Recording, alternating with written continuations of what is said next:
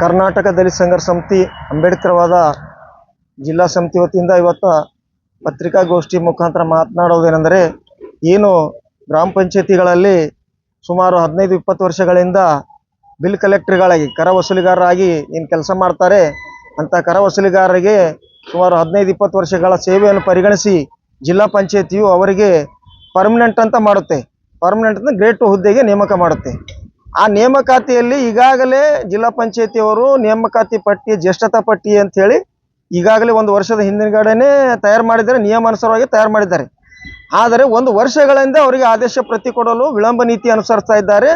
ಮಾನ್ಯ ಜಿಲ್ಲಾ ಪಂಚಾಯತ್ ಮುಖ್ಯ ಕಾರ್ಯನಿರ್ವಾಹಕ ಅಧಿಕಾರಿಗಳು ಈಗಾಗಲೇ ತಯಾರು ಮಾಡಿದಂಥ ಜ್ಯೇಷ್ಠತಾ ಪಟ್ಟಿಯನ್ನು ಆದೇಶದ ಪ್ರತಿಯನ್ನು ಅವರಿಗೆ ಕೊಟ್ಟು ಗ್ರೇಡ್ 2 ಹುದ್ದೆಗೆ ನೇಮಕ ಮಾಡಿಕೊಳ್ಳಬೇಕಂತ ಮಾನ್ಯ ಜಿಲ್ಲಾ ಪಂಚಾಯತ್ ಕಾರ್ಯನಿರ್ವಾಹಕ ಅಧಿಕಾರಿಗಳಲ್ಲಿ ನಾವು ಒತ್ತಾಯಿಸ್ತೇವೆ. ಈಗಾಗಲೇ 1 ವರ್ಷದಿಂದ ಜ್ಯೇಷ್ಠತಾ ಪಟ್ಟಿ ತಯಾರು ಮಾಡಿ ತಡೆ ಹಿಡಿದ ಇದ್ದಕ್ಕೆ ಕಾರಣ ಹೇಳಬೇಕು ಮತ್ತು ಅವರ ವಿಳಂಬ ನೀತಿ ಯಾಕೆ ಮಾಡಲಾಯಿತು. ತಾವು ಇಲ್ಲಿವರೆಗೆ ನಿಯಮಾನುಸಾರವಾಗೇ ಅವರನ್ನು ಪೋಸ್ಟ್ ಕಾಲ್ ಮಾಡಿ ಕಾರ್ಯನಿರ್ವಾಹಕ ಅಧಿಕಾರಿಗಳಿಗೆ ಪಟ್ಟಿ ಕೊಡಲು ಹೇಳಿ, ಕಾರ್ಯನಿರ್ವಾಹಕ ಅಧಿಕಾರಿಗಳು ತಾಲೂಕ್ ಪಂಚಾಯತ್ ಕಾರ್ಯನಿರ್ವಾಹಕ ಅಧಿಕಾರಿಗಳು ಪಟ್ಟಿ ಕೊಟ್ಟಾದ ನಂತರ ಜಿಲ್ಲಾ ಪಂಚಾಯತಿಗಳಿಗೆ ತಮ್ಮ ಕೆಲವು ಸಿಬ್ಬಂದಿಗಳಿಗೆ ನಿಯಮಾನುಸಾರ ಜ್ಯೇಷ್ಠತಾ ಪಟ್ಟಿ ತಯಾರು ಮಾಡಲಿಕ್ಕೆ ಹೇಳಿ ಅದಕ್ಕೆ ಪ್ರತಿಯೊಂದಕ್ಕೂ ಕೂಡ ಮಾನ್ಯ ಮುಖ್ಯ ಕಾರ್ಯನಿರ್ವಾಹಕ ಅಧಿಕಾರಿಗಳೇ ತಯಾರು ಮಾಡಿರುವಂಥದ್ದು. ಅವರ ಒಂದು ನೇತೃತ್ವದಲ್ಲೇ ನಡೆದಂಥ ಪಟ್ಟಿ 1 ವರ್ಷಗಳಿಂದ ವಿಳಂಬ ನೀತಿ ಅನುಸರಿಸ್ತಾ ಇದ್ದಾರೆ. ಆದ್ದರಿಂದ ಈ ಕೂಡಲೇ ಅವರಿಗೆ ಆದೇಶ ಪ್ರತಿಯನ್ನು ಕೊಡಬೇಕಂತ ಮಾನ್ಯ ಮುಖ್ಯ ಕಾರ್ಯನಿರ್ವಾಹಕಾರಿಗಳು ಜಿಲ್ಲಾ ಪಂಚಾಯತ್ ಅವರಲ್ಲಿ ನಾವು ಒತ್ತಾಯಿಸ್ತೇವೆ. ಒಂದು ವೇಳೆ 1 ವಾರದಲ್ಲಿ ಅವರಿಗೆ ಆದೇಶದ ಪ್ರತಿ ತಲುಪದೇ ಇದ್ದರೆ ನಾವು ಜಿಲ್ಲಾ ಪಂಚಾಯತಿ ಕಾರ್ಯಾಲಯಕ್ಕೆ ಮುತ್ತಿಗೆ ಹಾಕ್ತೀವಂತ ದಸಂಸ ಅಂಬೇಡ್ಕರ್ ಜಿಲ್ಲಾ ಸಮಿತಿ ಒತ್ತಾಯಿಸುತ್ತದೆ. ಅರ್ಜುನ್ ಗೊಬ್ಬರ್, ರಾಜ್ಯ ಕಾರ್ಯನಿರ್ವಾಹಕ ಸಮಿತಿ ಸದಸ್ಯರು, ದಸಂಸ ಅಂಬೇಡ್ಕರ್ವಾದ.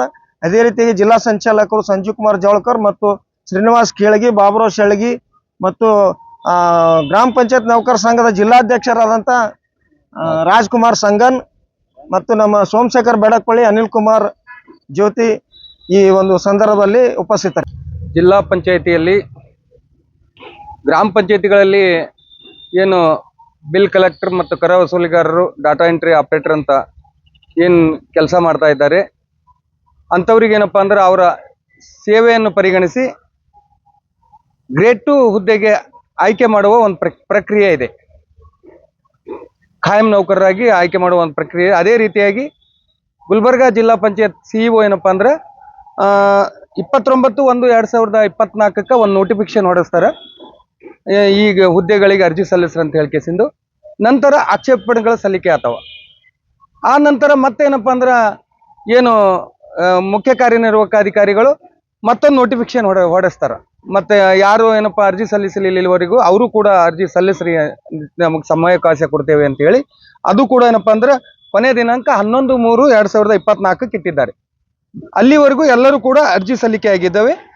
ಮತ್ತು ಈ ಸಲ್ಲಿಕೆಯಾದ ಅರ್ಜಿಗಳ ಪರಿಶೀಲನೆ, ದಾಖಲಾತಿಗಳನ್ನು ಪರಿಶೀಲನೆ ಮಾಡಲಿಕ್ಕೆ ಒಂದು ಜಿಲ್ಲಾ ಪಂಚಾಯತಿಯಲ್ಲಿ ಒಂದು ಕಮಿಟಿ ಕೂಡ ನೇಮಕ ಮಾಡಿದ್ದಾರೆ. ನೇಮಕ ಮಾಡಿ ಅಲ್ಲಿ ಏನಪ್ಪ ಅಂದ್ರೆ ಒಂದು ತಾತ್ಕಾಲಿಕ ಪಟ್ಟಿ ಏನಪ್ಪ ಅಂದ್ರೆ ಈಗಾಗಲೇ ಇದು ಮಾಡಿದ್ದಾರೆ.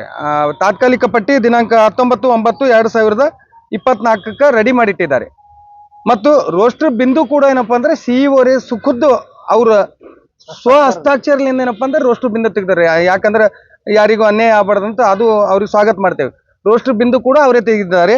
ಅದರ ಪ್ರಕಾರ ಏನಪ್ಪ ಅಂದ್ರೆ ತಾತ್ಕಾಲಿಕ ಆಯ್ಕೆ ಪಟ್ಟಿ ರೆಡಿ ಮಾಡಿದ್ದಾರೆ. ಅದು ಪರಿಷ್ಕೃತ ಮಾಡ್ರಿ ಅಂತ ಹೇಳಿ ಮತ್ತೇನಪ್ಪ ಅಂದ್ರೆ ಸರ್ಕಾರಕ್ಕೆ 26/7/2025 ಒಂದು ಪತ್ರ ಬರೆದಿದ್ದಾರೆ.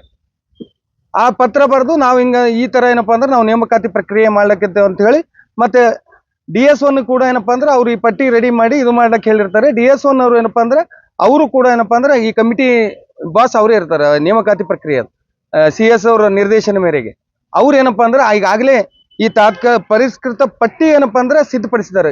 ಈ ಪಟ್ಟಿ ಸಿದ್ಧಪಡಿಸಿ ಈಗಾಗಲೇ 1 ವರ್ಷ ಆಯಿತು.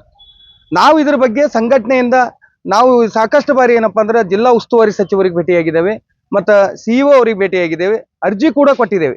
ಇವ್ರಿಗೆ ಅನ್ಯಾಯ ಆಗ್ತಾ ಇದೆ. ಈಗಾಗಲೇ ಏನಪ್ಪ ಅಂದ್ರೆ ಈ ಪಾಪ 15-20 ವರ್ಷ ದುಡ್ದಂಥ ಕೆಲವು ವ್ಯಕ್ತಿಗಳಲ್ಲಿ ಈ ಪಟ್ಟಿಯಲ್ಲಿ ಇರ್ತಕ್ಕಂಥವ್ರು ಏನಪ್ಪ ಅಂದ್ರೆ ಆಲ್ರೆಡಿ ಒಬ್ಬರು ಡೆತ್ ಆಗಿದ್ದಾರೆ, ಒಬ್ಬರಿಗೆ ಅನಾರೋಗ್ಯ ಆಗಿದ್ದಾರೆ. ಈಗ ಅವ್ರ ಕುಟುಂಬಕ್ಕೆ ಏನಪ್ಪ ಅಂದ್ರೆ ಅನ್ಯಾಯ ಆಗ್ತಾ ಇದೆ. ಇಂಥ ಒಂದು ಪಾಪ 10-15-20 ವರ್ಷ ಒಂದು ಕೂಲಿ ಕಾರ್ಮಿಕರಾಗಿ ದುಡ್ದಂಥ ಇವ್ರಿಗೆ ಏನಪ್ಪ ಅಂದ್ರೆ ನ್ಯಾಯ ಸಿಗಬೇಕು. ಅದಕ್ಕೆ ಈಗಾಗಲೇ ವಿಳಂಬ ನೀತಿ ಅನುಸರಿಸಲಿಂದ ಮತ್ತೆ ಕೆಲವೊಬ್ಬರಿಗೆ ಅನ್ಯಾಯ ಆತ, ಕೆಲವೊಂದು ಕುಟುಂಬಕ್ಕೆ ಅನ್ಯಾಯ ಆಗ್ತದ.